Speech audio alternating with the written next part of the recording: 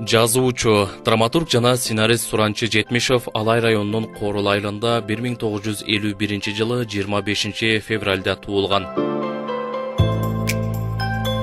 Ал райондук облустук гезиттерде кең жылга Тоғозбулак, Султанов, Пушкин атындагы орто мектептерде окуу бөлүмүнүн башчысы, директор Султан Ибраимов атындагы Ош облустук кыргыз драма театрында адабий бөлүмдүн башчысы болуп эмгектенип келген. Мезгил агымындагы саясатка калктын калың катмарын багыттоодогу талаптарды аткаруудагы жоопкерчиликтүү иш алып баруу милдеттери аны көп изденүүгө, чыгармачылык табылгаларды жаратууга тарбиялады. Автордун тарыхый драмалары жана пьесалары профессионалдык жана элдик театрларда байма-бай коюлуп, көрүүчүлөргө руханий азык тартуулады. Анын чыгармачылыгы 1970 жылдары башталып, алгачкы Бактысыз аял аттуу пьесасы Алай райондук элдик театрында коюлган.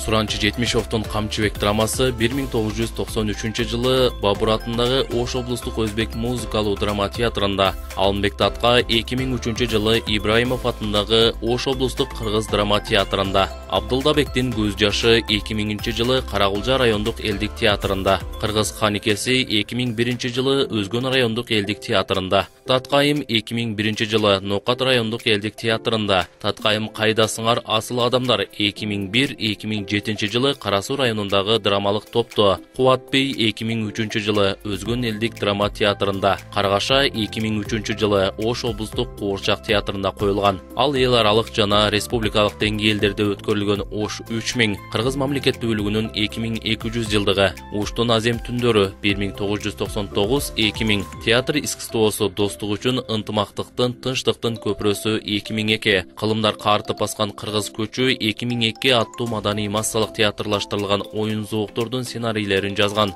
Балдарга арналган чакап пьесалары Куурчак театрларында коюлуп, жаш көрүүчүлөрдү ата мекенде, элди жерди сүйүүгө тарбиялады. Балдар үчүн Карагаша, эл сактаган бала, аяга неге учушат, Достор күндү куткарды, Алтын бешик жана башка китептерди арнап, Куурчак театрынын репертуарын жаңыртып турган. Чыгармачылыктын түйшүгүн бир отулом оюнга алган автор Буудунду бурул түндөр, Ал бууттары кездери, Тоо жаңырык улайт жана башка тарыхый романдарды жараткан. Калемгердин жарым кылым аралыгында талыкпаган ишмердиги мамлекет тарабынан бааланып, 2000 жылы Кыргыз Республикасынын Ардак грамотасына, 2001 жылы Жолон Мамутов атындагы адабий сыйлыкка, 2006 жылы Кыргыз Республикасынын Маданият министрлигинин Кыргыз Республикасынын маданиятынын мыкты кызматкери төш белгисине татыктуу болгон. 1976 жылдан Кыргыз Республикасынын журналисттер, 1999 жылдан Кыргыз Республикасынын жазуучулар союздарынын мүчөсү.